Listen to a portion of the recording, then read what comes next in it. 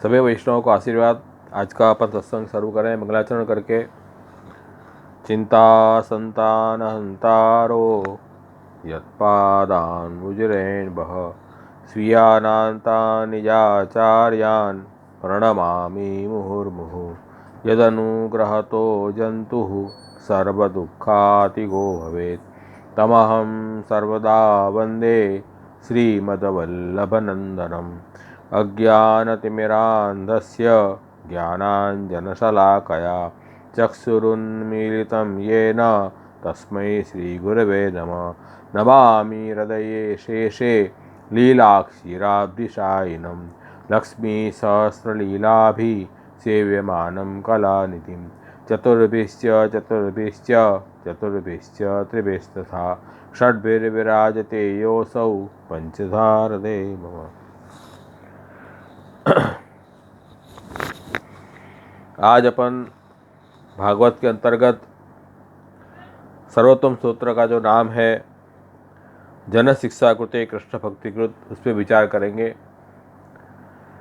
गए सत्र में हम भागवत 10वें स्कंद का 28वां अध्याय हमने देखा और उस 28वें अध्याय में ठाकुर जी ने अपना स्व महात्म्य नंदराय जी वगैरह ब्रजवासियों को दिखाया, उसका वर्णन आया और वो कैसे महात्म्य आपने दिखाया। तो नंदराय जी को वरुण के सेवक, जब आप स्नान करने गए थे नंदराय जी यमुना जी में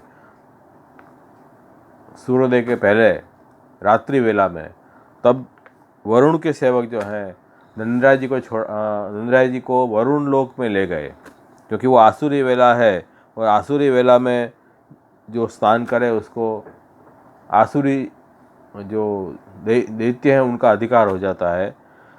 तब वहाँ सब ब्रजवासियों ने नंदराय जी की बचाने के लिए बहुत प्रार्थना की भगवान कृष्ण को।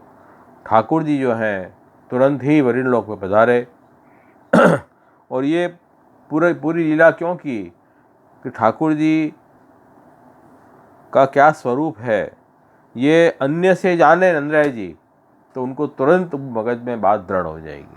अभी तक नंदराय जी ब्रजवासी वगैरह प्रभु को केवल नारायण का अंश मान रहे थे, लेकिन भगवान श्री कृष्ण तो परब्रह्म है, स्वयं ईश्वर है, केवल अंश नहीं है, अवतार नहीं है, अवतारी है। कृष्ण तो भगवान स्वयं। इस बात को कैसे समझानी, तो इस बात को समझाने के लिए और भगवान कृष्ण की भक्ति जीवों को करनी चाहिए, इस बात को सिखाने के लिए आपने ये पूरी लीला की है। तो वरुण लोक में जब गए नंदराय जी, तब ठाकुर जी उनको छुड़ाने के लिए आप भी वरुण लोक में पधारे। जब वरुण देव जी को पता चला कि साक्षात भगवान श्री कृष्ण मेरे लोक में पधारे हैं, तो उनको बड़ी प्रसन्नता हुई, आश्चर्य भी हुआ। तो ये हुआ कि अरे स्वयं प्रभु आज यहाँ पधारे मेरे घर, मेरा घर कृतार्थ हो गया।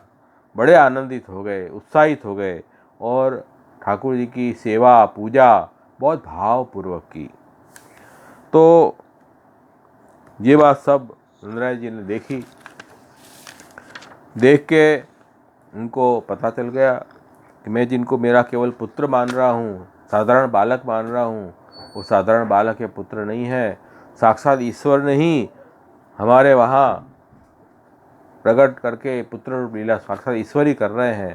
तो ये बात उन्होंने सब ब्रजवासियों को बताई कि ये उनके जो पुत्र हैं श्री कृष्ण, उनको तो सब झुक झुक के प्रणाम करते हैं, वो तो ईश्वर हैं। बड़े बड़े देवताएं भी उनकी पूजा करते हैं, देवों के भी देव श्री कृष्ण हैं।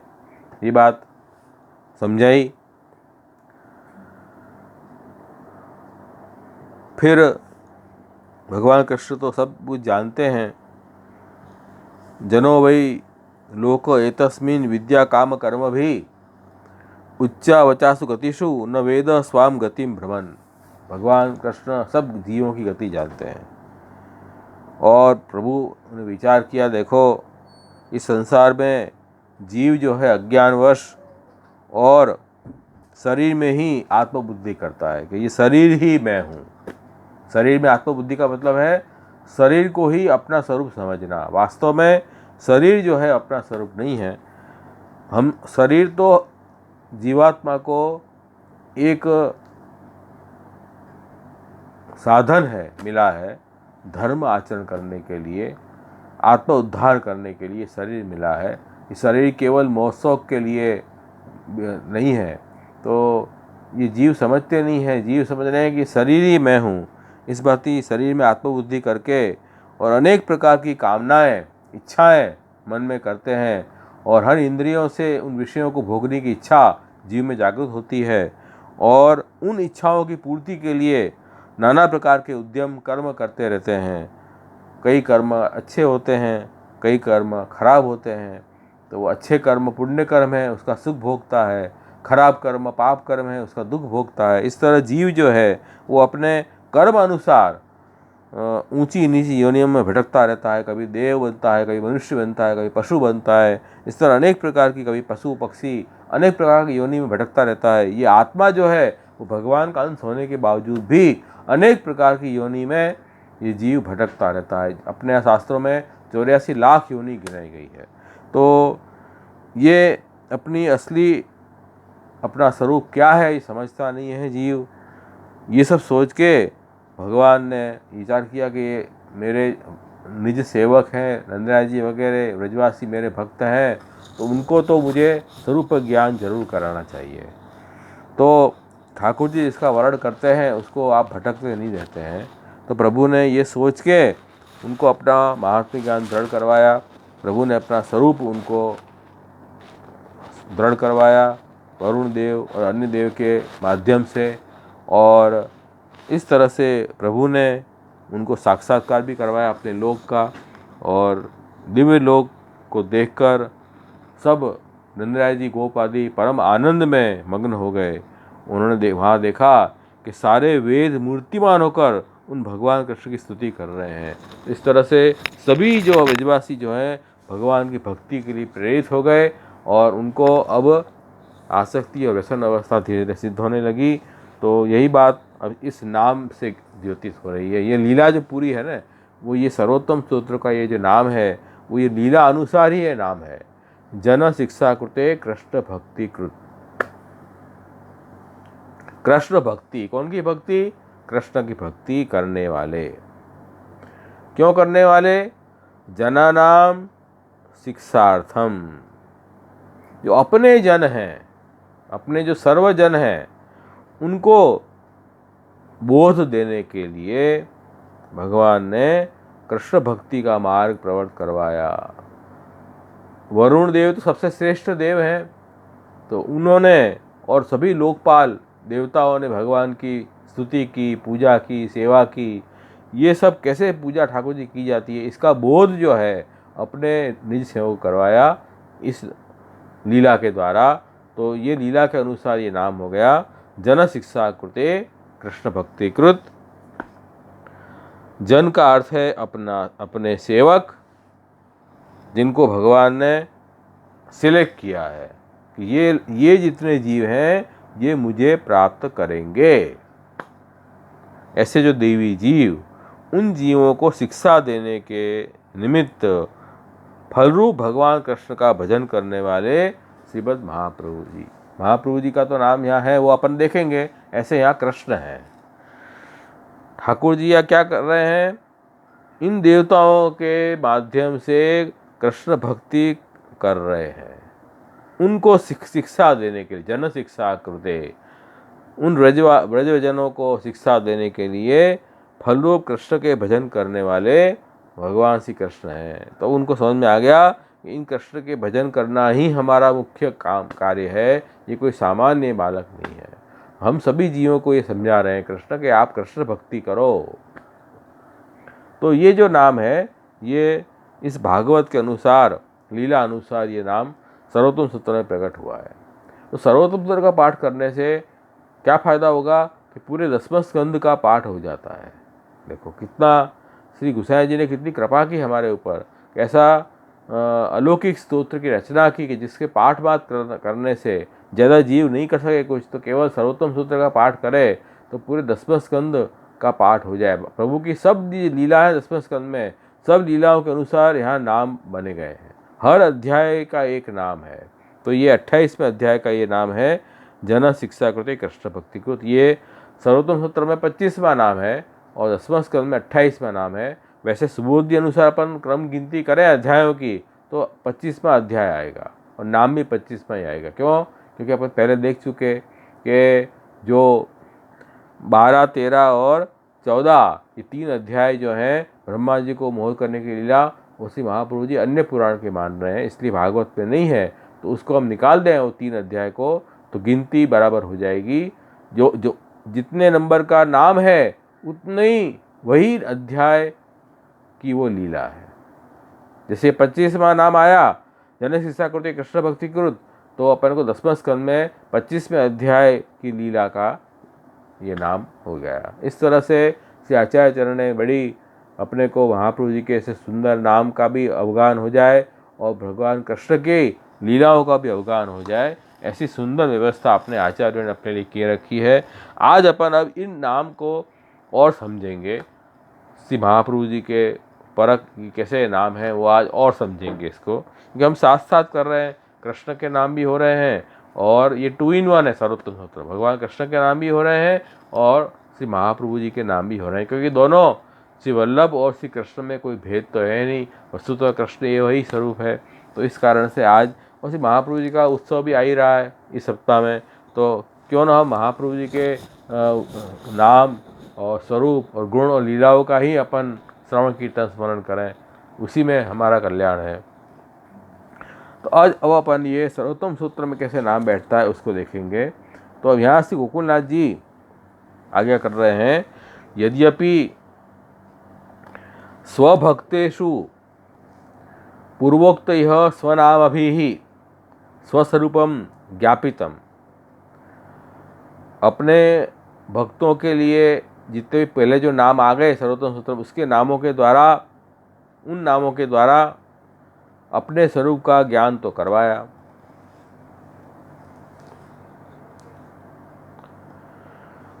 तो महाप्रभु जी के स्वरूप का ज्ञान भली भांति हमें हो गया उन इसके पहले जितने भी नाम आए उसके द्वारा। अब कह रहे हैं कि स्वमार्गी फलम च, स्वमार्गी फल का ज्ञान भी हुआ। स्वमार्गे भगवत भजन प्रकार तेषु न ज्ञापितः, सतु न वचन मात्र एक गम्य इति तेषाम भजन प्रकार शिक्षार्थम स्वयं भजनम करोति। कह रहे हैं कि भाई स्वरूप ज्ञान हो गया, फल का ज्ञान हो गया, अब कौन सी बात रह गई शेष कि भगवान के भजन का जो प्रकार है पुष्टि मार्ग में, उसका ज्ञान अभी अच्छी तरह नहीं हुआ है। कि भगवान कृष्ण के प्रति भाव दृढ़ हो और उन कृष्ण की सेवा प्रेम से जीव करे, ये तो जिसको अनुभव हो, जिस जीव को प्रभु के प्रेम में जो छका हुआ हो, प्रभु के प्रेम में जो जिसने स्नान किए हों, ऐसा जो भक्त हो उसको पता है कि उन भगवान कृष्ण की भक्ति कैसे करनी।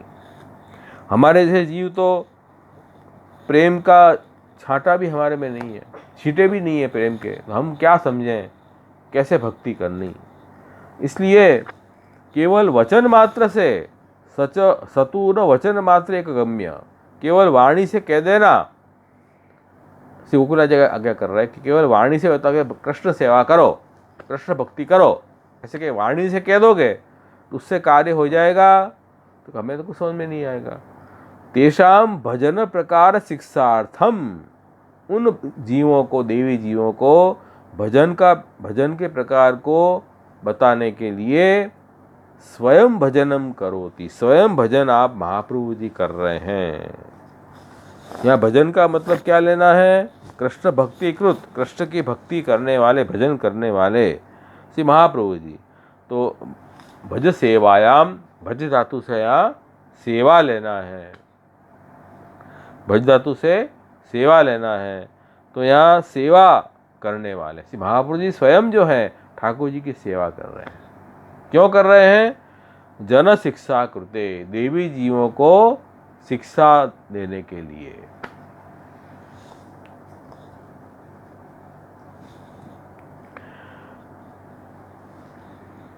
महाप्रभु जी तो स्वयं कृष्ण स्वरूप हैं। अब सेवा का देखो क्या बताया श्री महाप्रभु जी ने सिद्धांत मुक्तवाली में, चेतस्तत् प्रवणम सेवा तत्सिद्ध्यै तनुवित्तजा ततः संसार दुःखस्य निवृत्तिर ब्रह्म बोधनम। चित्त का भगवान कृष्ण में प्रवण हो जाना, यही सेवा का स्वरूप बताया है। ये सेवा का स्वरूप सिद्ध कैसे होगा? तनु विद्या सेवा करने से, अपने शरीर से और अपना जो पैसा है धन, वो दोनों प्रभु की सेवा में जोड़ने से हमारा चित्त भी प्रभु में प्रवण हो जाएगा, जिससे सेवा का स्वरूप सिद्ध होगा। और वो जिस चित्त जब अच्छी तरह प्रवण हो जाएगा ठाकुर जी में, तो हमको फल रूप सेवा सिद्ध हो जाएगी। तो श्री महाप्रभु जी को तो फल रूप सेवा सिद्ध है, वो तो सदा नित्य लीला में आप विराज रहे थे हमेशा। ठाकुर जी की जो अलौकिक लीलाएं हैं उनमें आप विराज रहे, आप तो सामने जी स्वरूप हैं।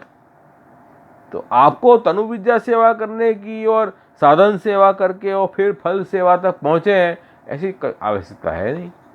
और स्वतः कृष्ण स्वरूप भी आप हैं, आप तो वस्तुतः कृष्ण एवं भी हैं, कृष्ण स्वरूप हैं, भक्त स्वरूप हैं, लेकिन आप आचार्य भी हैं। तो आचार्य की रिस्पॉन्सिबिलिटी क्या है कि अपने शिष्यों को वो भजन का प्रकार सिखाना। उस सिखाने के लिए कह रहे हैं कि सेवकः तेषां शिक्षणम तत्कृते तन्निमित्तं कृष्णस्य भजनम भक्ति कृत। तो अपने निज सेवकों को भजन सेवा सिखाने के लिए श्री आचार्य चरण सेवा कर रहे हैं। उनको अपने जैसे सेवा करने की आवश्यकता नहीं, उनको तो फल सिद्ध है, मानसी सेवा उनको सिद्ध है। नित्य लीला में आप विराज रहे हैं तो उनको अपने जैसे साधन रूप सेवा करने की जरूर नहीं है। गृहस्थ आश्रम में रह के अपने परिवारजनों के साथ में अपने तन और धन से सेवा करनी, ऐसा अरे जैसे जो व्यक्ति केजी में पढ़ रहा है उसको तो क्या करते हैं, ए कैसे लिखना, बी कैसे लिखना, क कैसे लिखना, ख कैसे लिखना, वो सिखाते हैं टीचर। उसको पेन उसके हाथ में पकड़वा के और ये वो घुटाते हैं एक एक अक्षर अल्फ़ाबेट, तब वो ABCD या क ख ग घ सीखता है। लेकिन जो PhD करा है जिसने, वो क्यों करेगा ऐसे एक एक A B, वो क्यों करेगा? वो भी कर रहा है बच्चे के साथ, क्यों कर रहा है? बच्चे को सिखाने के लिए। इसलिए श्री महाप्रभु जी हम जैसे होके और ठाकुर जी की सेवा अपने गृहस्थाश्रम में कर रहे हैं, इसका कारण है कि उनको अपने देवी जीवों को सिखाना है। और ये भी सिखाना है कि जिनकी भक्ति आप कर रहे हो, कौन की भक्ति कर रहे हो? कृष्ण भक्ति कृत। तो कृष्ण कौन है? तो कि सदानंदस्य फल रूपस्य, सदानंद स्वरूप फल स्वरूप श्री कृष्ण है। कृष्ण को आप सामान्य मत समझो, ये तो फल रूप है। क्यों फल रूप है? क्योंकि सदानंद स्वरूप है। तो सदानंद फल रूप जो कृष्ण है, तो उनकी सेवा भी फल रूप हो गई। इसलिए सेवा ही फल है, सेवा का कोई दूसरा फल नहीं है। इसलिए अपने यहाँ सेवा फल ग्रंथ में श्री महाप्रभु जी ने बताया, सेवायाम फलत्रयम, सेवा में 3 फल है, सेवा के 3 फल नहीं है। सेवा करने के बाद फिर जब फल मिल जाएगा तब सेवा छूट जाएगी, फिर हम फल को एंजॉय करेंगे, ऐसा नहीं है। सेवा में ही फल प्रकट होंगे, मतलब ये सेवा ही फल रूप हो जाएगी। तो ये देखो कि सेवा तो फल रूप है ही, लेकिन हम उस फल का अनुभव नहीं कर पा रहे हैं क्योंकि हमारे में भक्ति नहीं है। इसलिए तो कह रहे हैं कि सेवा फल रूप है, ये भी समझना है। तो ये सब बात समझने के लिए आपको सेवा करके सिखानी पड़ेगी। तो कह रहे हैं कि भाई को सेवा करने की क्या ज़रूरत है? ये ननु भगवत भजन प्रकाराः पुराण आगम सिद्धा संति एव। पुराण में, आगम में, सब जगह भजन का प्रकार तो बताया ही है, और उस शास्त्रों के द्वारा अपने जो स्वीय हैं उनको भी वो शिक्षा प्राप्त हो जाएगी।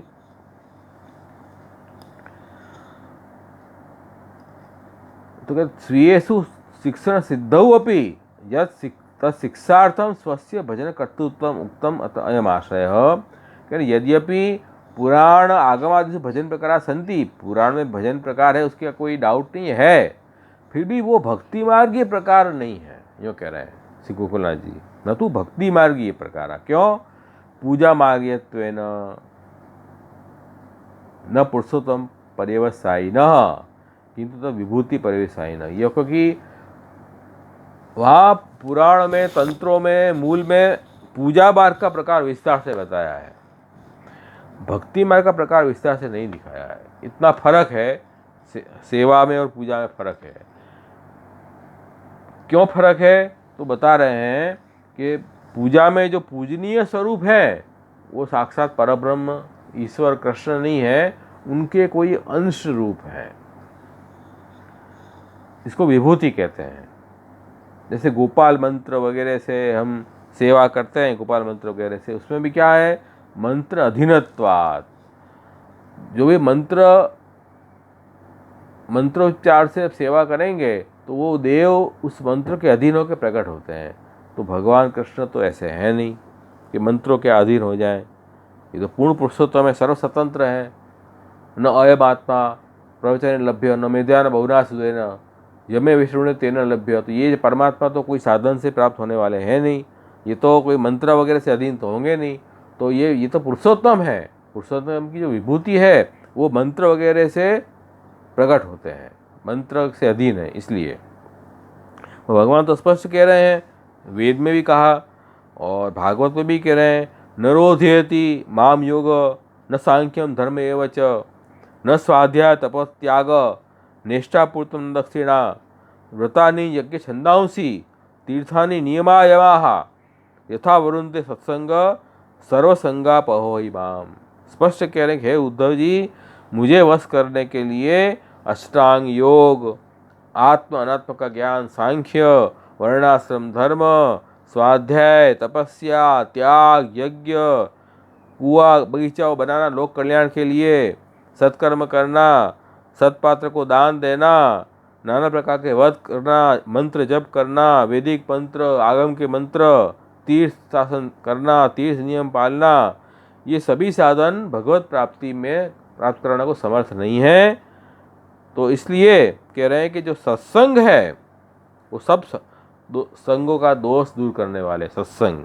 तो भगवदियों का सत्संग भगवान को वश कर लेता है।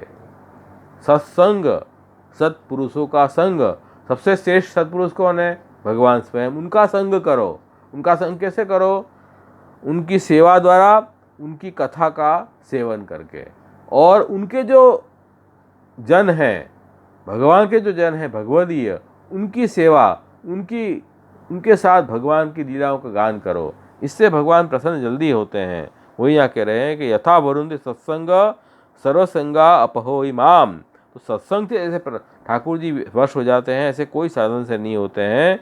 तो यही बात गीता जी में भी भगवान ने 11वें अध्याय में कही है, सब साधन का निषेध करके केवल भक्ति से ही मेरी प्राप्ति होगी। ये बात भगवान ने वहाँ बताई है। और सप्तम स्कंद भागवत में भी स्वयं प्रहलाद जी भी स्वयं इस बात का समर्थन कर रहे हैं, प्रियते अमलया भक्त्या हरि अन्य दृढ़म्बनम। हरि तो भगवान श्री कृष्ण तो केवल निर्मल भक्ति से ही प्रसन्न होते हैं, और सब तो विडम्बना मात्र है। तो ये सब बात से ये बात स्पष्ट होती है कि जो भक्ति के अलावा अन्य साधन से जो अधीन है वो तो पुरुषोत्तम की विभूति है, पुरुषोत्तम नहीं है। और जो भक्ति से वश हो रहे हैं वही पुरुषोत्तम है। तो शास्त्रों में जहाँ पूजा का प्रकार दिखाया है, ये मंत्र करो, ये साधन करो, ऐसे पूजा करो, फॉर्मालिटी, उससे जो देव प्रकट होंगे वो तो पुरुषोत्तम की विभूति प्रकट होगी, पुरुषोत्तम प्रकट नहीं होंगे। तो ये मुख्य भेद है कि हम जो हैं वो तो पूजा हमारे यहाँ नहीं है, भक्ति मार्ग में तो सेवा की प्रकार है, सस्नेह प्रेम पूर्वक सेवा करना। प्रेम प्रकट होने के बाद में जब हम उपचार करते हैं उसी का नाम सेवा है। वो केवल स्वामी संतोष के लिए करते हैं। जिनकी हम सेवा कर रहे हैं उनकी प्रसन्नता कैसे प्राप्त हो, इसी भाव से हम जब सेवा करें, उसको ऐसे उपचार हम करें, उसको हम सेवा कहते हैं। और पूजा जो है उसमें तो केवल ज्ञान है, और फल की कामना से हम उन देव की पूजा शुरू कर देते हैं। और पूजा कैसे करेंगे कि शास्त्र में जो विधि लिखी है उस विधि अनुसार हम पूजा में लग जाते हैं। तो पूजा में विधि नियामक है और सेवा में स्नेह नियामक है। दोनों में ये अंतर है, सेवा कौन सी और पूजा कौन सी। तो जहाँ विधि मतलब फॉर्मालिटी, विधि निषेध, ऐसा करो ऐसा मत करो, इस तरह से हम विधि निषेध में हर चीज़ की हम बारीकाई से कम काम करें तो उसको हम कहेंगे कि विधि नियामक है वो पूजा है। और जहाँ प्रेम पूर्वक जो उपचार हम करते हैं, ठाकुर जी को किस में प्रसन्नता है, प्रभु को किस में सुख है, ऐसा हम पहले से पहले विचार करके और प्रभु के लिए हम कार्य करें, वो जो है वो सेवा है, वो पूजा नहीं है। तो अपने आप पूजा भी स्वीकार्य है लेकिन प्रधान रूप से नहीं। प्रधान तो सेवा का प्रकार ही बताया गया है। तो इसलिए सेवा ही अपने आप मुख्य है। और सेवा संबंधी जो बातें हैं वो इन आगम पुराण में विस्तार पूर्वक कहीं नहीं है, उससे पूजा की बातें ही सब जगह बताई गई है। तो इसीलिए कह रहे हैं कि ये तो विलक्षणता है भक्ति मार्ग की। तो कह रहे हैं कि यदि स्वकीया नाम स्वमार्गीय भजन प्रकारम स्वयं कृत्वा न शिक्षयेत तदा स्वमार्गीय भजन प्रकार अज्ञानात् स्वकीयानमपि प्रकारांतर भजन करणेन तत्कृत भजनस्य भक्ति मार्गेत्वेव न स्यात्। ये बात आज्ञा कर रहे हैं। क्या कह रहे हैं कि भाई देखो, अगर से महाप्रभु जी सेवा का प्रकार हमें खुद करके ना दिखावें तो हम भी वो पूजा मार्ग में जैसे पूजा होती है ऐसे ही पूजा करने लग जाएंगे, फिर तो हमें भक्ति का प्रकार समझ में ही नहीं आएगा। इसलिए श्री महाप्रभु जी स्वयं जो है वो भजन करके दिखा रहे हैं। तो जनक शिष्या कृते कृष्ण भक्ति कृत, इसका मुख्य बात ये समझ में आई। और भजन भी जो है वो स्वयं में पुरुषार्थ, स्वमार्गे भगवत भजन से एवं पुरुषार्थत्वम न अन्यस्यापि। भगवत भजन ही फल है। भगवत भजन अन्य फल की प्राप्ति के लिए हम नहीं करते हैं। पूजा में क्या होता है कि पूजा करने से हमें ये लोक में अच्छी इच्छाएं पूर्ति होगी, परलोक सुधरेगा, मोक्ष मिलेगा, ऐसे दूसरे फल की इच्छा होती है, तो वो पूजा है।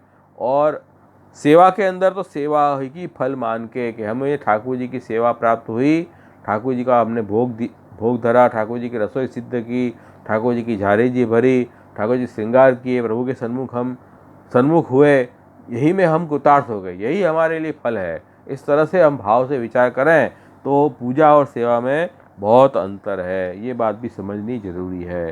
तो भक्ति मार्ग में जो भजनीय है वो पुरुषोत्तम है, और पूजा मार्ग में जो है वो पूज्य देवता है, वो पुरुषोत्तम की विभूति होने से वो विधि नियामक है। विधि पूरी नहीं करोगे तो वो देवता प्रसन्न नहीं होंगे। और यहाँ सेवा में क्या है कि प्रेम पूर्वक जो भी उपचार करोगे ठाकुर जी की प्रसन्नता। भले विधि कम हुई, विधि में कुछ न्यूनता है तो कोई चिंता की बात नहीं है, लेकिन प्रेम पूर्वक उपचार किए तो प्रभु को वही प्रसन्न है। जैसे विदुर जी ने वो केले के जगह केले की छाल विदुर जी के जो पत्नी से उन्हें धरी ठाकुर जी को, क्योंकि वो ठाकुर जी पधारे इसमें इतने विवल हो गए स्नेह के कारण, उनको ध्यान ही रहा कि मैं ठाकुर को क्या भोग धर रही हूँ। उन्हें केले के छिलके धर दिए तो छिलके से ठाकुर जी प्रसन्न हो गए। पद्मनादास जी ने छोला धर दिए, छोला से प्रसन्न हो गए। तो ये बात देखो कि ये विधि नियामक नहीं है, वहाँ स्नेह से आपने जो धरा है ना उसकी प्रधानता है। ठाकुर जी स्नेह के भूखे हैं।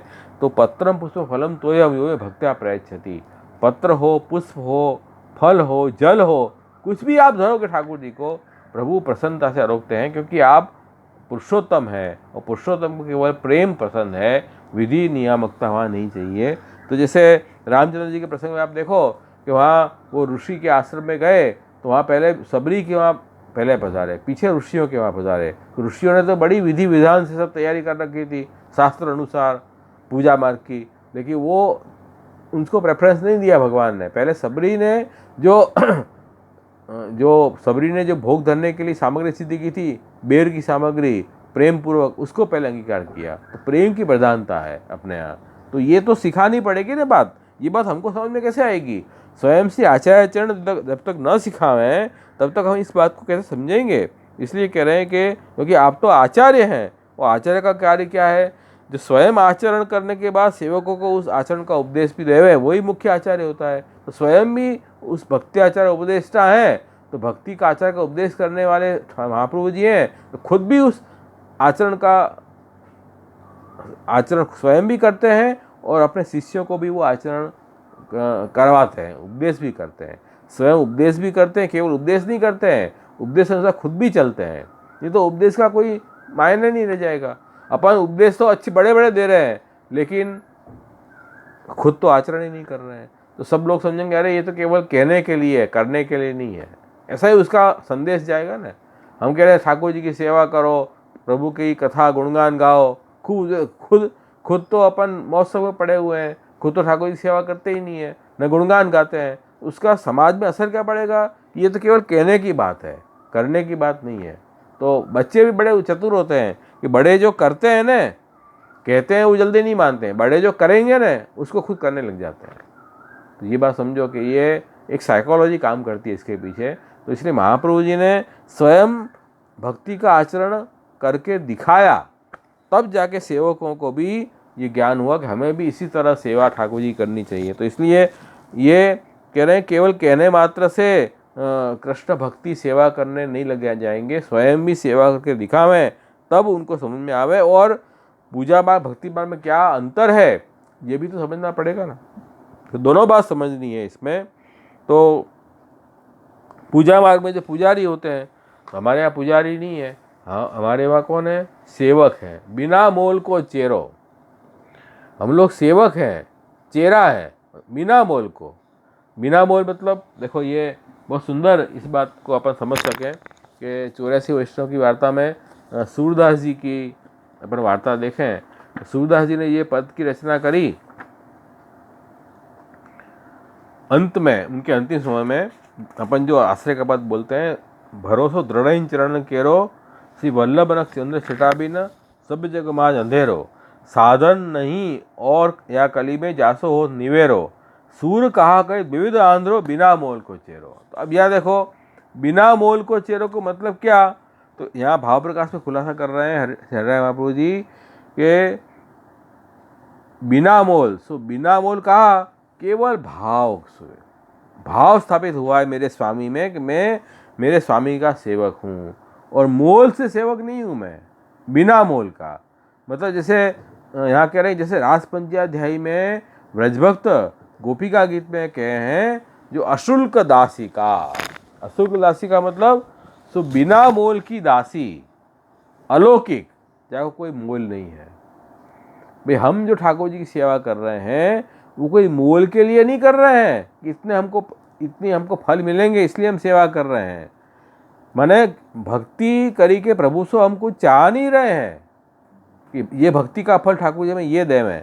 हमें तो ठाकुर जी की सेवा मिली, इसमें हम कृतार्थ हो गए, इसी में हमारा कल्याण हो गया। तो ये निष्काम भक्ति सर्वोपरि है। और जो मोल चाह रहे हैं, मोल के दास हैं, उनकी भक्ति तो श्रेष्ठ नहीं है। तो हम तो अमोलक दास कहिए, तो केवल भाव के प्रभु वश हो जाए हैं। इसलिए कह रहे हैं कि जैसे यहाँ फिर जब ऐसी अशुल्क दासी का कहा उनको, हम एक ऐसे दासी हैं कि हमें कोई शुल्क नहीं है, अशुल्क है, पगारदार कोई हम पेड सर्वेंट नहीं है। हम तो केवल आपकी प्रसन्नता के लिए सेवा में जुड़े हैं, और आपकी सेवा हमें मिली, उसी में ही हम धन्य हो गए, उसी में ही हमारा जीवन कृतार्थ हो गया। इस बात से हम सेवा कर रहे हैं। तब से ठाकुर जी ने कहा कि तिहारो भजन ऐसे है जो मोसो पलटो दियो न जाए, जो मैं सदा तिहारो ऋणी रहूँगो। ठाकुर जी कह रहे हैं कि तुम्हारा ऋण तो मैं कभी चुका ही नहीं पाऊँगा, ऐसे कह रहे हैं। ये अमौलिक दास के लक्षण दिखाए हैं। तो ये पद में सूरदास जी ने कहा कि बिना मोल को, सूर कहा कहे बिना मोल को चेरो। तो अपन ये गा तो रहे हैं, सूर का विविध आंध्रो बिना मोल को चेरो। तो सूरदास जी कह रहे हैं कि ठाकुर जी में और श्री महाप्रभु जी में मैं अंधा हूँ, मतलब मैं भेद नहीं देखता हूँ, दोनों को एक ही स्वरूप मान रहा हूँ। द्विविध आंध्रो मतलब दोनों स्वरूप में कोई भी भेद नहीं है। जैसे महाप्रभु जी श्रीनाथ जी में कोई भेद नहीं है, ठाकुर जी में स्वामी जी में कोई भेद नहीं है, ऐसा ही अपने यहाँ ये बता रहे हैं कि उसमें मैं अंधा हूँ, मुझे ये बात यहाँ समझाई। तो देखो, ये हम जो सेवक हैं, हम कोई पुजारी नहीं है कि ठाकुर जी की पूजा करके और पूजा का फल जो शास्त्र ने बताया है वो हमें मिल जाए, ऐसे हम नहीं है। हम तो बिना मोल को चेहरों। तो ऐसे ये समझानी पड़ेगी ना बात, स्वयं करके दिखाएंगे हम, तब तो जीव समझेंगे। तो महर्षि महाप्रभु जी ने स्वयं आचरण किया, तो अपने यहाँ तो पुजारी नहीं है, हम तो सेवक हैं ठाकुर जी के। हम ब्रह्म संबंध करके ठाकुर जी के सेवक बना रहे हैं। भाई हमें सेवक कीजिए, ठाकुर जी के सेवक बन रहे हैं हम। तो ब्रह्म संबंध से स्वामी ठाकुर जी स्वामी हो जाते हैं और हम सेवक बन रहे हैं। ऐसे हम परस्पर भाव स्थापित होता है हमारे में।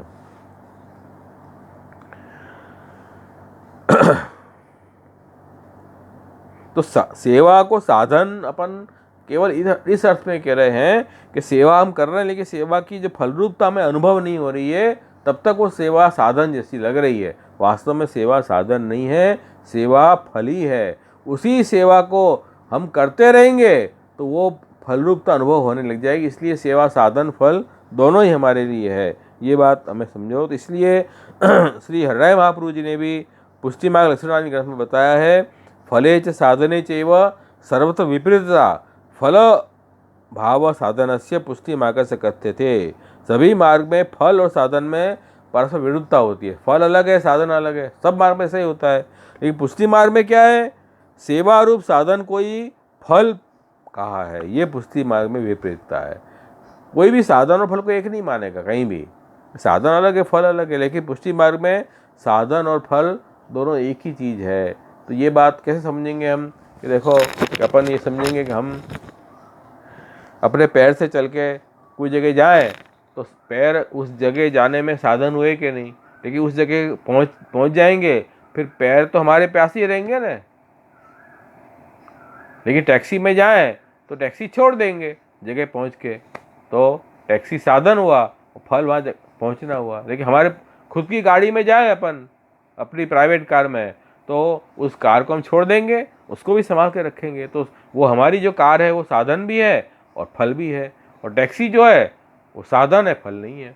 इतना अंतर है। तो पूजा मार्ग में साधन फल के बड़े भेद होते हैं, और वहाँ जो जिस स्वरूप की पूजा होती है वो पुरुषोत्तम नहीं है, पुरुषोत्तम विभूति है, और अपने यहाँ साक्षात पुरुषोत्तम की हम सेवा करते हैं। ये सब बात समझाने के लिए श्री महाप्रभु जी को स्वयं ने वो आचरण करके दिखाया, तब जाके जीवों को समझ में आई। और इसी बात को समझाने के लिए यहाँ कह रहे हैं कि यहाँ भक्ति पद जो है, भक्ति का अर्थ तो वैसे स्नेह ही होता है, लेकिन यहाँ अपन स्नेह नहीं लेके और क्या लेंगे, भजन पर लिया है, सेवा पर लिया है, क्योंकि यहाँ सेवा की बात समझानी है। तो यहाँ के यद्यपि भक्ति पदस्य स्नेहवाचकत्वेपि यद भजन परत्म उक्तम तत्स्नेहस्य कृतो साध्यत्व भावात् अत्र च भक्ते कृति साध्यत्व उक्त्या भक्ति पदम भजन परमेव न स्नेह परमिति ज्ञापना उत्तम। तो यहाँ कह रहे हैं भक्ति, यद्यपि भक्ति पद तो स्नेहवाचक होता है, तो भी यहाँ तो भक्ति का अर्थ भजन लिया है। भजन मतलब सेवा। क्यों कि स्नेह जो है वो कृति से साध्य नहीं होता है। प्रेम तो देखो अपन को होवे कोई में तो प्रेम होवे, उसको हम सिद्ध नहीं कर सकते। अपन कोई कहे कि तुम बैठे हो तो खड़े हो जाओ, खड़े हो सकते हैं, खड़े हुए बैठ जाओ तो बैठ सकते हैं, ये अपन कर सकते हैं। कोई के इसको प्रेम करो, तो प्रेम अपन कैसे करेंगे, अपन को प्रेम होगा तो होगा, नहीं तो नहीं होगा। इसलिए कह रहे हैं कि स्नेह जो है कृति से साध्य नहीं होता है, और भक्ति जो है सेवा कृति से साध्य बताया गया। सेवा करने की बात करें अपन, विदे ठाकुर जी ऐसे प्रसन्न हो हैं, ऐसे तुम किया करो, तो वो अपन कर सकें।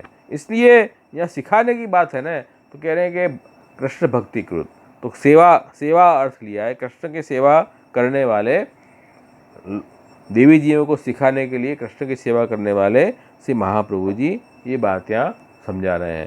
तो सेवा ऐसे करते जाओगे धीरे धीरे, तो आप लोग को स्नेह भी ठाकुर जी में हो जाएगा। क्यों, संगा संजायते कामा, जिसका संग आप करोगे ना, धीरे धीरे आपको उस वस्तु या व्यक्ति में प्रेम प्रकट हो जाएगा। संग का ये महात्म्य है। तो ठाकुर जी की स्वरूप का संग करेंगे, ठाकुर जी की लीलाओं का संग करें कथा से, सेवा कथा से का सेवन करने से धीरे धीरे प्रेम प्रकट हो जाएगा। तो यहाँ इसलिए सिखाने की बात है, तो प्रेम तो सिखाया नहीं जाएगा, हाँ सेवा सिखा सकते हैं। तो ठाकुर जी कैसे प्रसन्न रहे तो अपन को तो पता नहीं है, लेकिन जिन भक्तों ने ठाकुर जी का अनुभव किया है, प्रभु के स्वभाव का ज्ञान जिनको है, प्रभु के स्वरूप का ज्ञान है, जिसे पुष्टि अविमिश्र सर्वज्ञ, जो पुष्टि पुष्टि जीव है वो तो सर्वज्ञ है, प्रभु के स्वरूप को जानते हैं, प्रभु की क्या इच्छा है, प्रभु किस बात से खुश रहते हैं, वो सब उनको पता है, ऐसे पुष्टि पुष्टि जीवों को।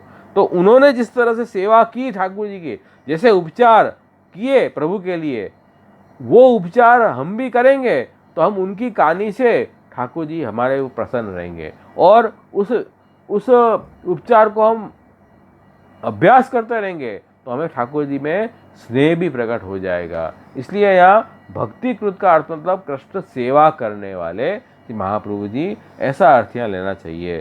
तो इस तरह से ये नाम में ये स्पष्ट बताई कि भाई श्री महाप्रभु जी ने स्वयं सेवा करके दिखाई। और इसी बात को देखो अपन वल्लभाख्यान में अपन देखें तो वल्लभाख्यान में 7वें आख्यान में इसी बात का बहुत सुंदर वर्णन श्री गोपाल दास जी ने किया है, उसको भी अपन देख लें। आप सेवा करी सीखवे श्री हरि, भक्ति पक्ष वैभव सुदृढ़ की धो। आपनी लीला ते वदन पोते कही, उच्चारानंद ते अधिक दीधो। क्योंकि आप श्री तो पुरुषोत्तम स्वरूप है और कृष्ण स्वरूप है, फिर ठाकुर जी की सेवा वो क्यों कर रहे हैं, स्मरण क्यों कर रहे हैं, जब कर रहे हैं श्री महाप्रभु जी गोसाई जी तो क्यों कर रहे हैं, आप तो खुद ही कृष्ण स्वरूप हैं। तो कह रहे हैं कि क्योंकि वो भक्ति मार्ग को विस्तार करने के लिए आप प्रकट भय हैं। और गीता जी में भगवान कह रहे हैं कि जो श्रेष्ठ व्यक्ति जो आचरण करते हैं उसी आचरण को अन्य लोग उसको फॉलो करते हैं। तो भगवान कह रहे हैं कि मुझे कोई भी कर्म करने की जरूरत नहीं है। प्रभु देखो 3 अध्याय में स्पष्ट ये बात, यद यद आचरति श्रेष्ठ तत्त देवेतरो जनः, सयत् प्रमाणम कुरुते लोकस तदनुवर्तते। श्रेष्ठ मनुष्य जो जो आचरण करता है दूसरे मनुष्य वैसा वैसा ही आचरण करते हैं, और दूसरे मनुष्य को वही प्रमाण है। इसलिए समाज में श्रेष्ठ व्यक्ति की जिम्मेदारी है, जो गुरु पद पे हैं, जो राजा के पद पे बैठे हुए हैं, जो लीडर हैं, उनकी जवाबदारी ज़्यादा हो जाती है। उनको ऐसा आचरण नहीं करना चाहिए जिससे गलत संदेश जाए लोगों में। इसलिए भगवान कह रहे हैं कि मैं नवे पार्थास्ति कर्तव्यम त्रिषु लोकेषु किंचन नानवाप्तम अवाप्तव्यम वर्तेव च कर्मणि। हे अर्जुन, मुझे तीनों लोक में न तो कुछ करना चाहिए, करना कर्तव्य है, न कोई प्राप्त करने लायक वस्तु है जो अप्राप्त है। मुझे सब प्राप्त है, मुझे कुछ करना ही नहीं है, फिर भी मैं सब कर्म करने में लगा हुआ हूँ। क्यों लगा हुआ हूँ? क्योंकि मेरी नकल लोग करेंगे तो उनका अहित हो जाएगा। तो जीवों का कल्याण करने के लिए ठाकुर जी स्वयं आचरण कर रहे हैं। तो हितकृत सताम जो नाम आया था ना इसके पहले, तो अब भक्तों का हित करने वाले श्री महाप्रभु जी हित कैसे करते हैं कि स्वयं कृष्ण सेवा करके दिखाते हैं, जिससे जीव भी सेवा करने लग जाए। जीव का हित किसमें है? ठाकुर जी की सेवा भक्ति जीव करेगा, उसी से उसका कल्याण होगा। बाकी फालतू आलतू कोई काम करने से कोई फायदा नहीं है। लेकिन ये हित समझता नहीं है जीव तो अपने अपनी इच्छा पूर्ति के लिए अन्य अन्य काम में लगा हुआ है। तो श्री महाप्रभु जी स्वयं उस सेवा करके दिखावें तो जीव भी कहेगा नहीं, महाप्रभु जी ऐसे बड़े आचार्य भी सेवा कर रहे हैं तो हमको भी सेवा करनी चाहिए। तो देखो ऐसे, इसलिए आप सेवा करी सीख में श्री हरि। तो वही यहाँ कह रहे हैं कि श्री गोसाई जी भी जो है वो स्वयं हरि हैं, श्री हरि हैं, लेकिन हरि होने के बावजूद भी वो सिखाने के लिए आप सेवा करी सीख वे श्री हरि, सिखाने के लिए सेवा कर रहे हैं। और भक्ति पक्ष वैभव सुदृढ़ की दो, भक्ति पक्ष को वैभव सुदृढ़ करने के लिए आप जो है भक्ति माँ का विस्तार करना है। राग भोग श्रृंगार से कैसे सेवा की जाती है वो सब समझाना है जीवों को। तो कैसे समझाएंगे? इसी तरह से समझाएंगे जिससे भक्ति मार्ग का उनको फल में दृढ़ता आवे, जीवों को सुदृढ़ करने के लिए श्री आचार्य चरण ने ऐसे सिखाया है सबको। એટલે आज आपने लीला थे वदन पोते कही, उच्चार आनंद अधिक दी दो। तो वो यहाँ वही आज्ञा कर रहे हैं कि जो जीव है अपन, वो तो भगवान से अनंत काल से हम बिछड़े हुए हैं और हम ठाकुर जी को भी भूल गए हैं, लेकिन फिर से प्रभु हमें अलग अलग ग्रंथों के द्वारा उन भगवत स्वरूप का महात्म्य समझा रहे हैं, लीला का वर्णन कर रहे हैं, उसको हम अपने मुखारविंद से वो लीलाएं अपन को समझा रहे हैं, सुना रहे हैं। उससे हमको धीरे धीरे वो आनंद, अपना आनंद स्वरूप स्फुरवायन होगा, ठाकुर जी के स्वरूप का ज्ञान होगा, और हमको भी उच्चा आनंद अधिक दी तो हमको अधिक आनंद की प्राप्ति भी होगी। तो इस महाप्रभु जी ने कितना श्रम किया, खुद ने सेवा करी और सेवा करके दिखाई, और उन ठाकुर जी की सेवा का क्या महात्म्य है, प्रभु का स्वरूप का क्या महात्म्य है, उनकी कैसी लीला अलौकिक है, उसे हम जीवों को समझाई, जिससे हम भी फिर से सेवा में सन्मुख हो जाएं। तो ये प्रभु ने से आचार्य ने ये कार्य किया। और फिर आगे कह रहे हैं कि वेद दधि मध्य नवनीत जे भजन रस मथित माधुरी जीवे श्रवण पीतो। भाई कह रहे हैं कि भाई भक्ति मार्ग जो है वो तो आप जो बात बता रहे हैं भक्ति मार्ग की, कि यह तो सेवा मार्ग है और ये विधि का मार्ग नहीं है, तो ये आप जो बता रहे हैं वो कोई शास्त्र में प्रमाण है कि आप मन से ही बता रहे हैं? तो कह नहीं, शास्त्रों में प्रमाण है। वेद दधि मध्य नवनीत जय भजन रस। भाई जो वेद जो है वो तो दधि रूप है, दही रूप है, इसमें एग्जाम्पल है। तो दही को मंथन करने से क्या मिलता है? माखन, नवनीत मिलता है, और नवनीत में से फिर घृत, घी प्राप्त होता है। तो और जो माखन निकालने के बाद में जो पानी रहता है उसको हम छाछ बोलते हैं, तक्र, उसमें इतनी शक्ति नहीं होती है। तो उसी एग्जाम्पल को एक्सटेंड करके यहाँ बात समझाना चाह रहे हैं कि इसे वेद दधि मध्य नवनीत ये भजन रस। तो वेद रूपी जो दधि है उसका मंथन किया, उसमें जो है वेद रूपी दधि में नवनीत जो है वो क्या है? भक्ति है। सार तत्व क्या है? मधुर भक्ति रस है। और उस नवनीत का आस्वाद जो है हम उनको कैसे लेना, तो वो निज जन को सिखाया है, सिखाना पड़ेगा ना। आस्वाद लेना भी, बच्चों को क्या मालूम पड़ता है कौन सी चीज़ अच्छी है कौन सी खराब है, हम उनको सिखाते हैं इस तरह इसको लो। तो ये दधि में से ये घी रूपी भक्ति रस अलग हो जाए, वो तो वेद का मंथन किसने किया? वेद व्यास जी ने। वेद व्यास जी ने वेद का मंथन करके ब्रह्मसूत्र की रचना की, उसमें आपने भाष्य प्रकट किया, अणुभाष्य से महाप्रभु जी ने, और उसमें से आपने वो दधि रूपी में से फिर वो नवनीत माखन प्रकट हुआ, वो है तत्वज्ञान, शुद्धाद्वैत, ब्रह्मवाद, साकार ब्रह्मवाद प्रकट किया। और साकार ब्रह्मवाद का मंथन, उसका साकार ब्रह्मवाद की जरूरत क्या है? अतस्तु ब्रह्मवाद है न कृष्ण बुद्धि विधीयताम। तो वो फिर माखन की जरूरत क्या है? उसमें घी निकालना है। तो वो ब्रह्मवाद में से फिर आपने वो भजन रूपी घी को प्रकट किया, जिससे अपन को शक्ति प्राप्त होती है। तो ये श्री महाप्रभु जी ने वेद में से ही ये छुपी हुई भक्ति जो है वो निकाली है। तो वेद तो उसका आधार है, वेद का ही विस्तार जो है, वेद को फिर ठाकुर जी ने गीता में समझाया है। वेदासी कृष्ण वाक्यानि व्याससूत्राणि चैव समाधि भाषा व्यासस्य प्रमाणम चतुष्टयम। तो वेद को भगवान ने गीता में समझाया, और वेद को वेद व्यास जी ने ब्रह्मसूत्र में समझाया, और उसी को विस्तार श्रीमद् भागवत महापुराण में हुआ है। तो ये वेद में भक्ति कैसे है वो भगवान ने गीता में समझाई, और उसी गीता का विस्तार जो है भागवत है। तो वो जो छिपा हुआ वेद रूपी दही है, तो दही में जो वो घी और माखन छिपे हुए थे उसको आपने प्रकट करके दिखाया। श्री महाप्रभु जी ने साकार ब्रह्मवाद की स्थापना की और भक्ति मार्ग को प्रकाशित किया। साकार ब्रह्मवाद के स्थापक भक्ति मार्ग मार्तंड, ऐसा श्री महाप्रभु जी ने ये दोनों बात वहाँ प्रकट की। लेकिन जो कई जीव ऐसे थे जो इस बात को नहीं समझ पाए। तक्र सम कर्म पण स्नेह रसहीन जे श्वेत जानी विमुख तारणी लीधो। अब जो कई ऐसे जीव थे जैसे जो कर्म मार्गीय कर्मकांडी लोग, वो लोग कर्म को ही मुख्य मान रहे थे, और उन्होंने क्या किया कि उन्होंने वो कर्म को ही मुख्य मान लिया, कर्म भगवान का स्वरूप नहीं माना, कर्म को अलग माना, और वो छाछ जैसे हाथ में आ गई उनके। वो जो कह रहे हैं तक्र सम कर्म पथ स्नेह रसहीन जे, तक्र के समान जो कर्म पथ है, कर्म मार्ग को पकड़ लिया केवल। और कर्म मार्ग किसके लिए है उसका उद्देश्य समझे नहीं वो।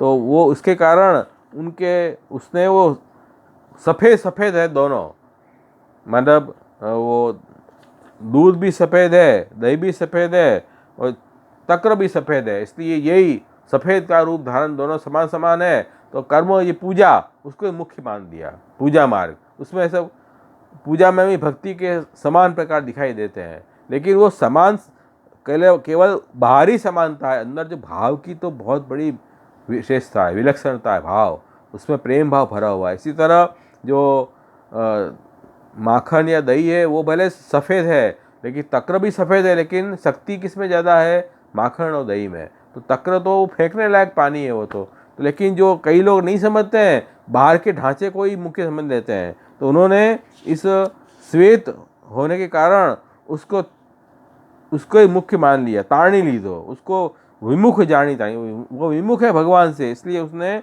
उसमें से कर्म को ही सिद्ध कर दिया। वस्तुतः वेद में कर्म की प्रशंसा भी ज्ञान के कारण है। कर्म करने से चित्त शुद्ध होगा, जिससे प्रभु का ज्ञान हृदय में हृदयारूढ़ होगा और ज्ञान से फिर मोक्ष मिलेगा, और प्रभु का ज्ञान होगा तब आप भक्ति अच्छी तरह कर पाओगे। ये वेद का मुख्य प्रयोजन था, कर्म ज्ञान का भक्ति मुख्य प्रयोजन है। लेकिन ये सब लोग नहीं समझ पा रहे हैं इस बात को, कि महाप्रभु जी ने ये बात समझाई है। और फिर आगे कह रहे हैं कि ये चरण शरण विना लोक दस चारमा, कहो ने कोनो काई अर्थ सीधो। भाई सुख हूँ चतुर थई अने विस्तरे, भजे नहीं पशु जेम विषय की। तो भाई ऐसे जो प्रभु हैं वो समझा रहे हैं कि देखो जीव कैसा है कि ठाकुर जी की शरण नहीं जाता है। लोक दश चारमा, ये 14 लोक में क्या फायदा ठाकुर जी की शरण नहीं लेवे, तो उसके बिना तो कोई अर्थ की प्राप्ति नहीं होगी। ठाकुर जी के शरण जाना तो बहुत जरूरी है। प्रभु के शरण ये पर नहीं गए, प्रभु से बहिर्मुख रहे तो आपको कोई पुरुषार्थ की प्राप्ति, फल की प्राप्ति नहीं हो सकती।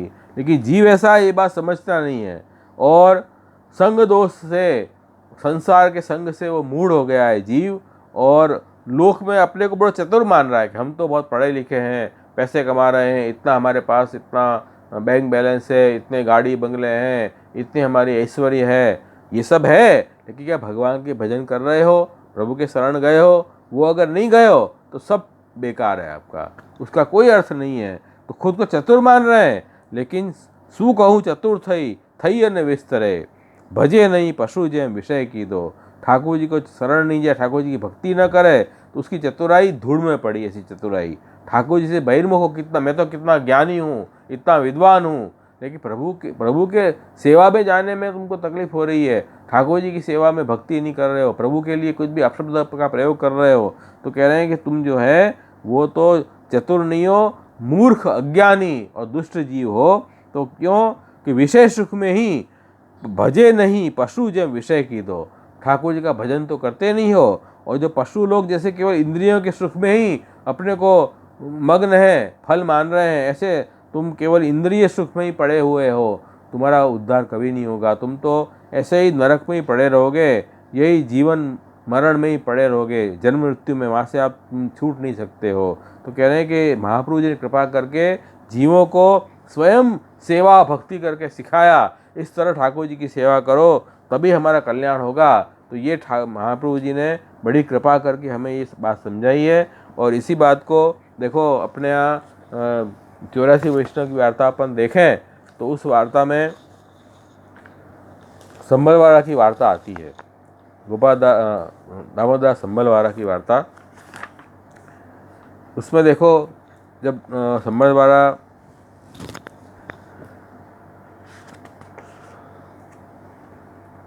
महाप्रभु जी के शरण गए,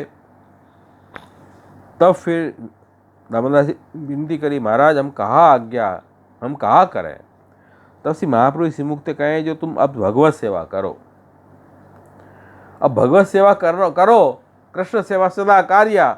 इतना कहने मात्र से अपन इसे होशियार थोड़ी समझ जाए सब। तो क्या भाई सेवा कौन प्रकार करें, सेवा हम कैसे करें, हमको समझ में नहीं आ रही है। तब से महाप्रभु जी ने कही कि देखो कहूँ से ठाकुर जी को स्वरूप हो सो देखो, स्वरूप पधरा के लाओ पहले, फिर हम दिखाएं सेवा कैसे करें। तो एक दर्जी के वहाँ ठाकुर जी का स्वरूप હતો, तो वो द्रव्य दे के स्वरूप अपने घर ले आए दामोदरदास जी संभल वाले। पाछे घर सब पोते पात्र सब बदलाए। अब सेवा प्रकार सिखा रहे हैं महाप्रभु जी कि आपने घर में जितने भी पुराने वस्त्र, पुराना जो था पात्र वगैरह, वो ठाकुर जी की सेवा में काम नहीं आए। क्यों नहीं आएगा काम? हम उसका उपभोग कर रहे थे ना पहले। ठाकुर जी हमारे स्वामी हैं, तो स्वामी को लिए पहले नए वस्तु लाओ। अपनी वापरी हुई वस्तु ठाकुर जी की सेवा में नहीं आएगी, तो वो कोई पात्र काम नहीं आएंगे ठाकुर जी में। और जो घर में हम रह रहे थे उस घर को पवित्र करो, उसको धो के साफ सफाई करके पेंट बेंट करके फर्स्ट क्लास बना दो, उसको नया बना दो, फिर स्वामी वहाँ बिराजेंगे। तो इस तरह से पाछे घर सब पोते पात्र सब बदलाए, सब पात्र बदले, घर में रंग रोगान किया, पेंट किया, अच्छी वस्तु किया सब। पाछे से आचार्य जी ने स्वरूप को पंचामृत स्नान करवाया और फिर द्वारकानाथ जी नाम धर्यो। फिर स्वरूप का पंचामृत स्नान करवाया कि ये स्वरूप आज से आपके स्वामी है। स्वामी भाव पुष्ट हुआ उस स्वरूप में, और आप हमारी सेवा ये स्वरूप स्वीकारेंगे। ये पुष्टि का भाव है। पुष्टि ना स्वरूप से मतलब क्या कि हमारा भाव वहाँ पोषित करना है। यही जो स्वरूप है, यही मैं इतने सारे जगह से तो मैं सेवा कर नहीं पाऊंगा, मेरा सामर्थ्य नहीं है, तो अब इन स्वरूप की मैं सेवा करूंगा, ये मेरी सेवा स्वीकारेंगे। इस तरह से उन स्वरूप का नाम भी रखा। श्री महाप्रभु जी ने सिंहासन पे पाठ बैठा है, मतलब सिंहासन पे विराजे ठाकुर जी। अब आप मर्यादा जो है पुष्टि मार्ग की, उस अनुसार सेवा अंगीकार करेंगे जीव की। दामोदरदास के माथे सेवा पधरा के पाछे श्री महाप्रभु जी आप रसोई करके भोग समर्प्यो। फिर दिखायो आपने कैसे ठाकुर जी की रसोई करनी, पवित्र अवस्था में स्नान करके ठाकुर जी की पवित्र अवस्था, पवित्र भावना से स्नान रसोई ठाकुर जी के लिए करी, कैसे ठाकुर जी को भोग धरना, वो सब सिखा रहे हैं। स्वयं सेवा करके उनको सिखा रहे हैं रसानी जी को। समय अनुसार भोग सरायो, तब बीड़ा समर्पण करने लगे। भोग सराने पीछे बीड़ा कैसे धरने वो भी दिखाया। बीड़ा भी ऐसे कच्चे नहीं होने चाहिए, पान पके हुए अच्छे मीठे पान होने चाहिए, वो भी दिखाया। और उसमें ये भाव दिखाया कि उत्तम से उत्तम सामग्री होए तो ठाकुर जी को समर्पिए, तो ठाकुर जी उत्तम वस्तु के भोक्ता हैं। तो ये बात देखो कि अपने पास जो बेस्ट अवेलेबल है और अपने सामर्थ्य में है, वो वस्तु उत्तम से उत्तम है। देखो उत्तम की डेफिनेशन कैसे है भाई, अपनी सामर्थ्य नहीं है, वो वस्तु ला ही नहीं सके हम, तो कैसे उत्तम होगी? तो हम ठाकुर जी ने मुझे जितना सामर्थ्य दिया है उस अनुसार जो बेस्ट अवेलेबल वस्तु मैं दे सकूँ वो मेरे लिए उत्तम है, वो ठाकुर जी के लिए उत्तम है। ठाकुर जी भी कहेंगे मैं तेरे घर में सेवा स्वीकार रहा हूँ, तो तुम जो बेस्ट अवेलेबल मुझे दोगे वो मैं स्वीकारूँगा, उसको मैं भोग करूँगा। पर अपन अच्छी वस्तु लेवें और ठाकुर जी को लोअर क्वालिटी की धरें, ऐसा नहीं होना चाहिए। तो अपन के अपना बेडरूम बहुत बढ़िया है तो ठाकुर जी के विराजन का स्थान भी सुंदर होना चाहिए। अपन बढ़िया बढ़िया आभूषण वस्त्र पहन रहे हैं तो ठाकुर जी के लिए भी ऐसे वस्त्र आभूषण सिद्ध करो। अपन बढ़िया रसोई खा रहे हैं रोज स्वादिष्ट, तो ठाकुर जी की भी वही रसोई भोग धरो। तो ये उत्तमता ऐसे आती है। तो फिर महाप्रभु जी ने उनको सिखाया कि उत्तम से उत्तम सामग्री हो ठाकुर जी को समर्पिए। ता पाछे स्त्री पुरुष भली बाती सेवा करने लगे। सो श्री द्वारकानाथ जी की सेवा भली बाती से होने लगी। फिर श्री महाप्रभु जी ने आज्ञा दीनी जो उतरियो परकालो वस्त्र होए तामे ठाकुर जी को न समर्पिए। मतलब परकालो का मतलब क्या? वस्त्र को थान। तो उतरियो परकालो होए, उतरियो मतलब कि पहले हमने ले लिया बाकी बचा वो ठाकुर जी के लिए, ऐसा नहीं करना चाहिए। उत्तम सामग्री हो तामे ते और थोड़ा न खर्चिए, पहले ठाकुर जी के लिए उसका उपयोग करो, फिर जो बचे वो फिर अपने उपयोग में लाओ। मतलब यहाँ भाव प्रकाश में समझा रहे हैं कि वस्त्र आदि की रीत बताई। क्या रीत बताई? सेवा का कैसे शिक्षा दी। और कार्य में कछु आयो होए सो वस्तु ठाकुर जी के काम न आवे। कोई वस्तु दूसरे के लिए लेके आए हैं, फिर अपन की इच्छा नहीं आप पहले ठाकुर जी को धरा देते हैं, ऐसा नहीं। ठाकुर जी के भाव से ये वस्तु लेके आओ और वही वस्तु ठाकुर जी सेवा में अभिनय होगी। किसी दूसरे के भाव से लेके आए, हमारे खुद के खाने के लिए लेके आए, फिर विचार बदल गया, नहीं ठाकुर जी को भोग धरा दो, ऐसा नहीं होता है। ठाकुर जी के भाव से ही लेके आओ। तथा पहले ठाकुर जी को सब सामग्री में ते लेनो, ठाकुर जी की सामग्री में ते अन्य ठोर खर्च न करनो। जाके अर्थ उठे तिनको प्रसादी कहेवावे। मतलब हमने पहले हमारे लिए वस्तु ले ली और फिर हमारो भाव कर दिया, फिर अपन ठाकुर जी में अरोगावे, तो कह रहे हैं कि वो तो फिर वो हमारी बात प्रसादी हो गई, वो ठाकुर जी नहीं अरोगेंगे। ठाकुर जी के लिए पहले अलोक रहे, फिर बचे वो अपन लो, ऐसा भाव करना चाहिए।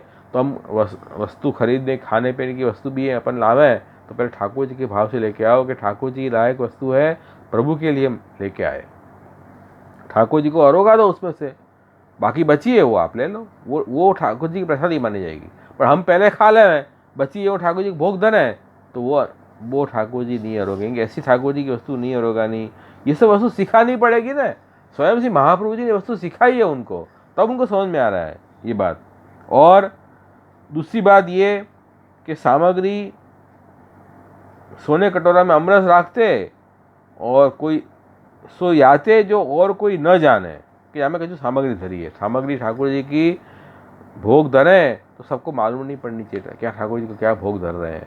तो अपने यहाँ हर सामग्री के जो है वो कोड वर्ड है पुष्टि मार्ग में, कटोरी की वस्तु, कटोरी की सामग्री, छांटे की सामग्री, ऐसे अलग अलग नाम बताए, तो बाहर किसी को पता नहीं चले कि ठाकुर जी कौन सी सामग्री भोग आ रही है, क्योंकि ठाकुर जी जो बाहर पता चले तो उसका मन चलायमान हो जाए उसमें, तो वो ठाकुर जी के लायक वस्तु न रह जाए। इस तरह से सब झीनी झीनी बातें समझानी पड़ती है। और खुद सेवा करनी चाहिए ठाकुर जी की। ठाकुर जी की सेवा फल रूप आन के करो। अपन ने पहले ही देख लिया कि सदानंद कृष्ण की सेवा हम कर रहे हैं, तो सेवा भी फल रूप है, तो फल रूप सेवा तो खुद को करनी चाहिए।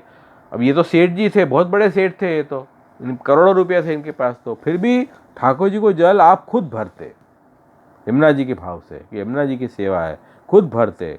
और तब उनके ससुर रहते, उन्होंने कहा उनको, दामोदर दास को कहा कि भाई तुम जल भर के लाते हो तो इसमें हमको शर्म आती है, क्यों, सब लोग क्या कहेंगे कि देखो ये जमाई इनका कैसा है, खुद जल लेता है, इनके सर्वण से नहीं करवाता है, तो आप अपने सर्वण से जल भराया करो। तो दामोदर दास ने विचारे, जो सूरदास जी ने तो ऐसा कहा है कि सूर भजन कली केवल कीजिए, लज्जा का कान निवारी। लज्जा नहीं रखनी चाहिए ठाकुर जी की सेवा में, लज्जा नहीं करनी चाहिए, स्वयं सेवा करनी चाहिए। तो कीर्तन में तो ये गाया है, तो कानन काहू की मन धरिए, व्रत अनन्य एक लइये हो। तो वही कह रहे हैं भाई हम तो काहू की कानन नहीं रखनी, अपन को अपन खुद को सेवा करनी चाहिए।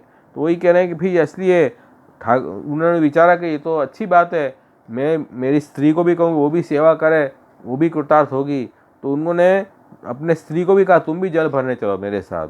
तब ये उनकी दूसरे दिन दोनों जने जल भर के ला रहे थे, तो उन्होंने फिर उनके ससुर जी ने कहा कि अरे ये तो गड़बड़ हो गई, मैंने उनको मना किया, तो मेरी लड़की को लेके भी आ गए जल भरने।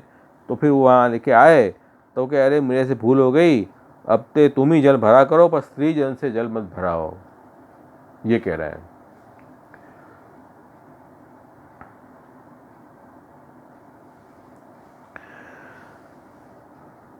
तो देखो इस तरह से वो स्वयं सेवा करते दावा संभलवाड़े, तो ठाकुर जी उनको सानुभवता जनावन लगे। तो अब देखो ये सेवा को वारंवार करने लगे, ठाकुर जी ने भी उनको अनुभव कराया, ठाकुर जी बातचीत करने लगे उनसे। देखो ये सिर्फ महाप्रभु जी ने हमें प्रकार दिखाया, उस प्रकार से हम सेवा करें तो प्रभु जो है महाप्रभु जी की वाणी अनुसार ये जीव सेवा कर रहा है ना, तो अपने में थोड़ा बहुत कम भी होगी, न्यूनता भी होगी, तो भी ठाकुर जी जो है अपन को अनुभव कराते हैं।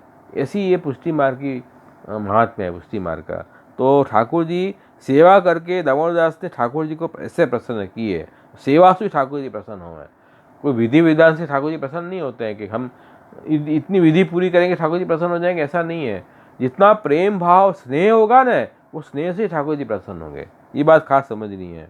तो इसलिए श्री महाप्रभु जी आप यूँ कहते कि जिनने अम्बरीश राजा को नहीं देखा हो वो दामोदर दास को देख लो आज, ऐसे यहाँ बता रहे हैं कि वो, लेकिन फर्क क्या है कि वो मर्यादा मार्ग की भक्त थे और दामोदर दास जी पुष्टि मार्ग की भक्त हैं। तो ये इतनी अधिकता है, तो ये अधिकता बताइए उनकी। तो इस तरह से यहाँ कह रहे हैं कि भगवत सेवा का ऐसा महात्म्य है कि ठाकुर जी श्रेष्ठ हो जाए, भक्ति हो जाए, ठाकुर जी प्रसन्न हो जाए अपने ऊपर। तो ये सब बातें अपन को इसमें समझ में आती है कैसे महाप्रभु जी ने कितना श्रम किया कि हम जीवों का कल्याण करने के लिए स्वयं ने एक एक बात अपन को सिखाई। जैसे छोटे बच्चों को हम एक एक बात सिखाते हैं, ऐसे हमको सिखाई। तो ये आपकी भक्त वत्सलता है, आपकी कृपालुता प्रकट हो रही है हम जैसे जीवों के ऊपर। और इसी बात को श्री गोविंद दास जी भी गा रहे हैं, वो भी अपन गान करें आज।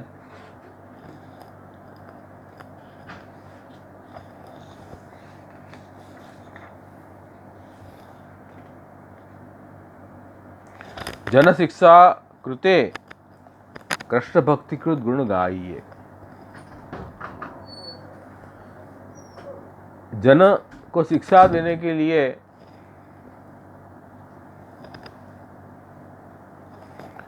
कृष्ण भक्ति सेवा जो कर रहे हैं, ऐसे वल्लभ के गुण गाओ, उसी में सार है। इस संसार में साधन ते अति दुर्लभ तो सहज ही पाइए। ये ठाकुर जी जो हैं वो साधन से प्राप्त नहीं होंगे, अपन पहले ही देख चुके।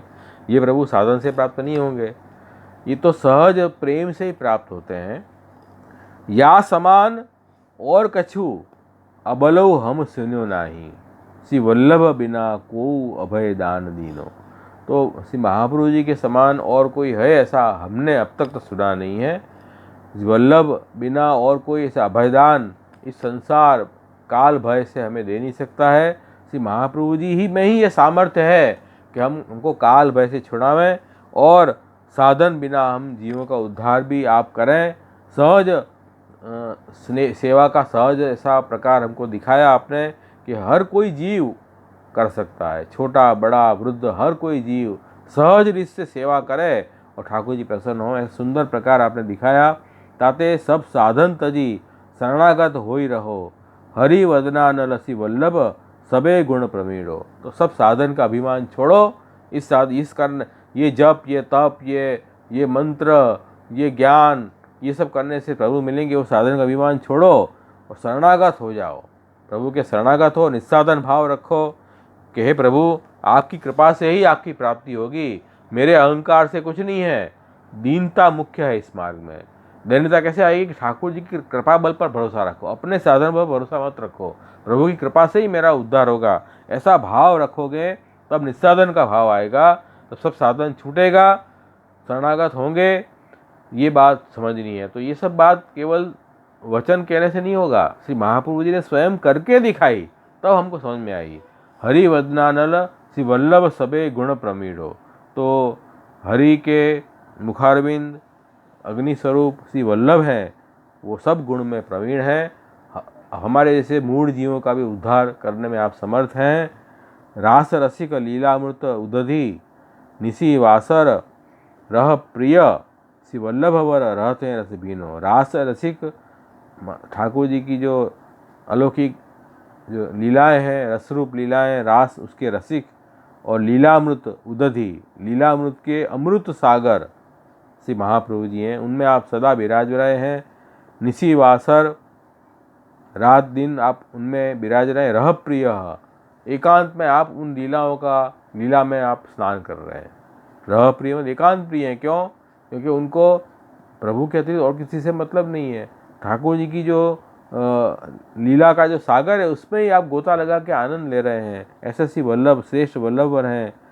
तो श्री वल्लभ रहते रस में भीने हैं श्री वल्लभ, उनके सब अंग जो हैं वो भगवत रस से भरे हुए हैं। ऐसे श्री महाप्रभु जी हैं। कह तो गोविंद और सब साधन तजी चरण भजो। तो गोविंद दास जी कह रहे हैं कि सब साधन छोड़ के इन महाप्रभु जी के चरण का भजन करो, सेवा करो। सो तो सज्ञान जाने यही रूटी लीनो।